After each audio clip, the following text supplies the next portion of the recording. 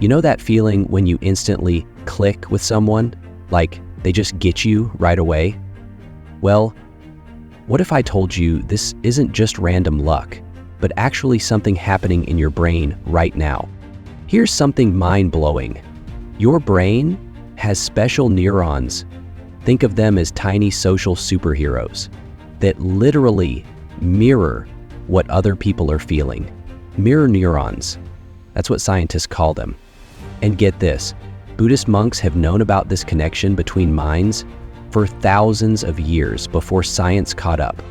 But hey, I'm getting ahead of myself here. Let me tell you why this matters so much for you. You see, in the next few minutes, I'm going to show you how combining ancient Buddhist wisdom with cutting-edge neuroscience can literally transform the way you connect with people. And I mean, transform. And listen, I know some of you might be thinking, oh great, another video about social skills. But trust me, this is different. Because by the end of this video, I'm going to share a technique that's so powerful. Scientists found it can boost your oxytocin levels, you know, the connection hormone, by up to 50%. That's not just some random number. That's real brain chemistry changing. But before I show you how to master this skill, we need to talk about something that's probably been bugging you. Something that most people feel but rarely talk about. You've probably noticed it, that weird disconnect happening everywhere. People sitting together in restaurants, but everyone's staring at their phones. Hundreds of friends on social media, but feeling kinda lonely? Yeah, that feeling. Here's a crazy stat for you. Researchers found that we're experiencing 3 times less deep conversations than we did just 20 years ago. 3 times. And get this, even though we're more connected than ever, about 61% of young adults feel seriously lonely. Like, seriously. But here's the thing that really gets me. We're literally wired for connection. Our brains are built for it. It's like we have this amazing supercomputer in our heads designed for bonding with others, but we're running it on airplane mode. And you know what's wild? While we're struggling with all this modern disconnection, ancient Buddhist monks and modern neuroscientists are basically pointing to the same exact solution. They just use different words to describe it. The monks call it karuna, this deep, genuine care for others that goes way beyond just being nice. And neuroscientists? They're looking at brain scans going, holy cow, look at what happens when people truly connect. But before I show you how these two worlds collide in the most amazing way, let me blow your mind with what scientists discovered when they looked at what's actually happening in your brain during human connection. Let's start with some basic science. All right, get ready for this because it's absolutely mind-blowing. In the mid-1990s, scientists were doing this pretty routine study on monkey brains when they noticed something crazy. The same neurons that fired when a monkey grabbed a banana also fired when the monkey watched another monkey grab a banana. I was like, hold up, what? Their brains were literally mirroring each other's actions. And here's where it gets even wilder. When they looked at human brains, same exact thing. But not just for actions, for emotions too. When you see someone smile, cry, or even just look stressed, your brain actually creates a mini vision of that same emotion inside you. How insane is that?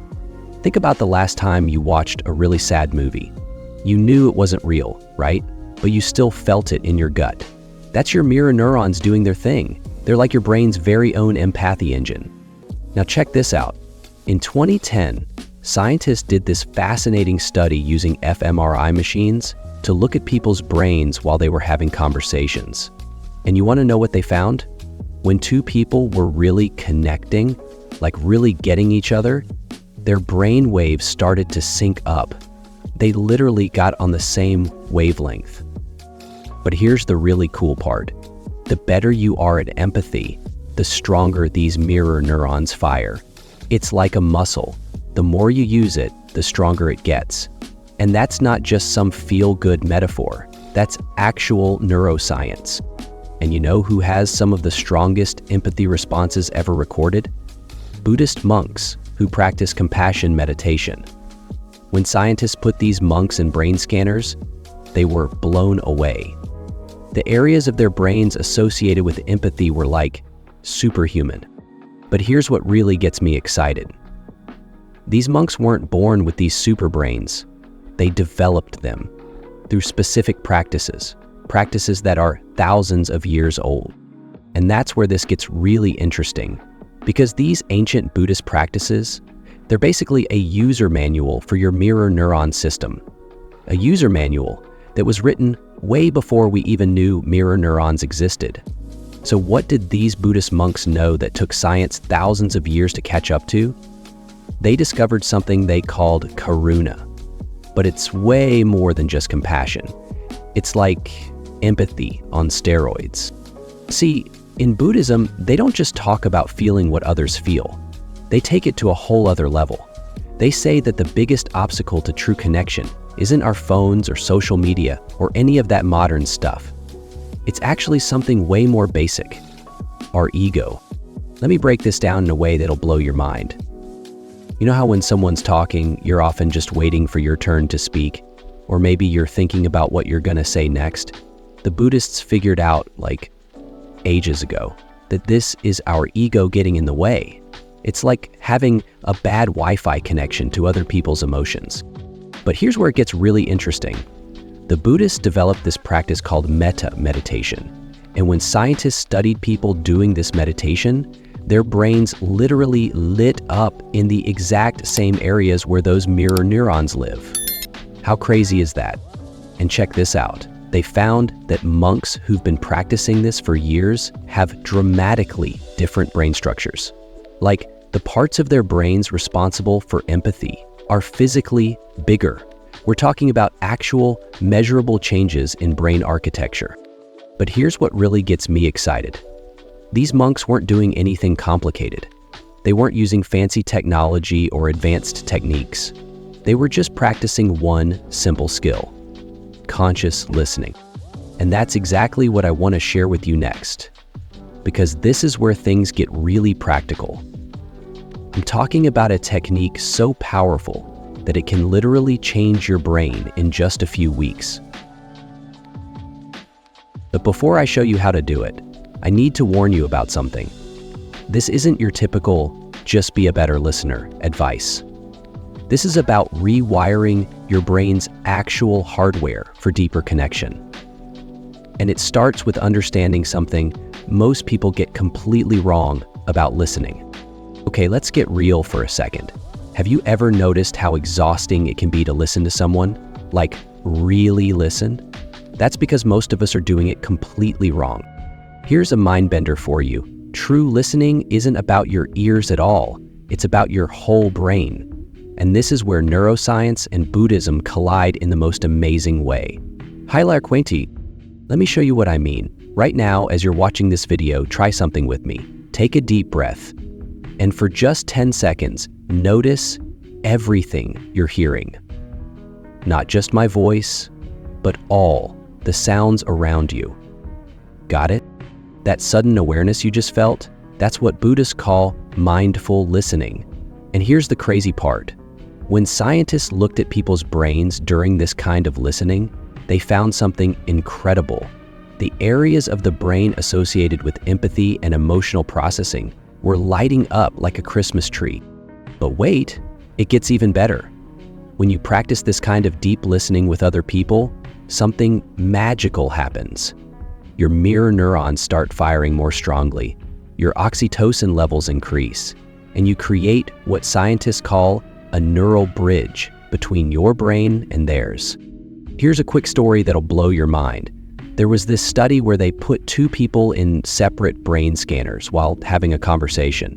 When one person was practicing conscious listening, their brain waves actually started to sync up with the speaker's brain waves, like literally getting on the same wavelength.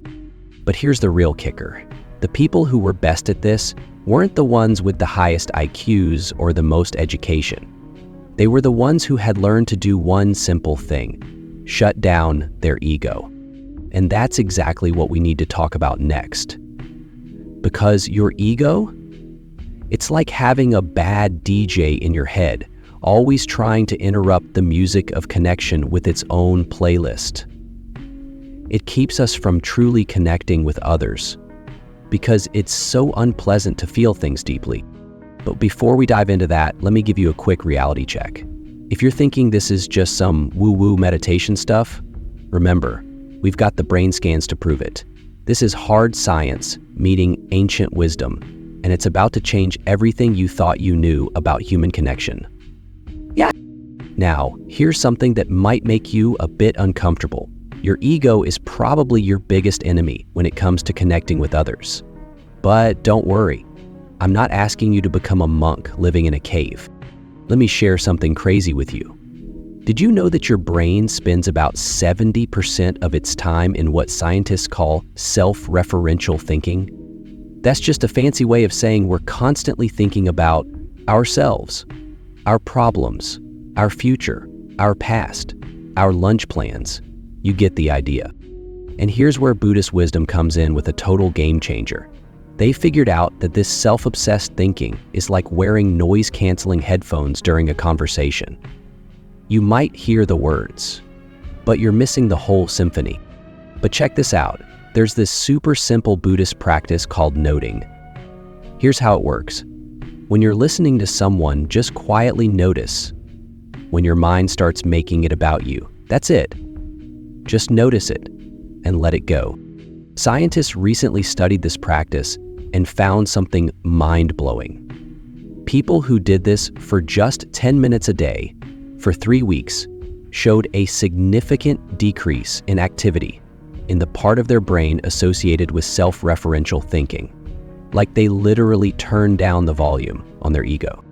But here's what's really going to blow your mind. When they looked at what was happening in these people's brains during conversations, they found something even more incredible. And it has everything to do with a tiny molecule called oxytocin.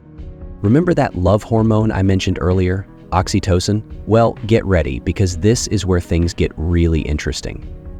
When scientists looked at what happens in our brains during deep, genuine connection, they found that oxytocin doesn't just increase a little bit. It can spike up to 50% higher than normal. That's huge. But here's the real kicker. It only happens during authentic connection. You can't fake this stuff. Think of oxytocin as your brain's social superglue. Not only does it make you feel more connected, but it also reduces anxiety, lowers stress, and even boosts your immune system. Like, how crazy is that? Just by genuinely connecting with someone, you're literally making yourself healthier. But wait, there's more. Yeah, I just went full infomercial on you there. But this is seriously cool. Your brain also releases dopamine, the reward chemical, when you connect deeply with someone. It's like your brain's way of saying, yes, more of this please. And here's something that'll blow your mind. When two people are having a genuine, empathetic conversation, their heart rates actually start to synchronize. Their breathing patterns align. It's like their bodies are doing this beautiful dance that we can't even see. But, and this is important, all of this only happens when we practice what I'm about to show you next. These are the daily practices that combine everything we've talked about: the Buddhist wisdom, the neuroscience, and the power of authentic connection. So, are you ready to put all of this together? Let me give you 3 powerful practices that combine ancient wisdom with modern neuroscience. First up, the 3-breath connection. Before any important conversation, take 3 slow breaths. But here's the trick. With each breath, think, this person has hopes and fears just like me. Scientists found this simple practice can boost your empathy response by up to 30%. Second, practice what I call the 90-second reset. When you catch yourself thinking about your response instead of truly listening, pause for just 90 seconds and focus entirely on the other person. Watch their facial expressions. Notice their tone. Remember those mirror neurons we talked about? This is how you turn them up.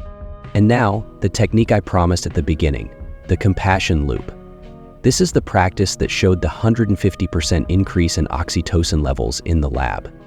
Here's how it works. While listening, silently repeat. May you be happy. May you be heard. So simple, yet so powerful. But look, knowing these techniques is one thing. Making them work in real life, especially in difficult situations, that's where the real magic happens.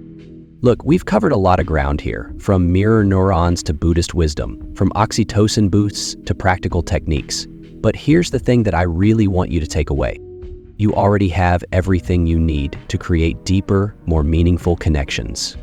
Your brain is literally wired for it. All these tools we've talked about, they're just ways to activate what's already there. Remember, this isn't about becoming some super spiritual guru or completely changing who you are. It's about tapping into your brain's natural capacity for connection. And you know what's amazing?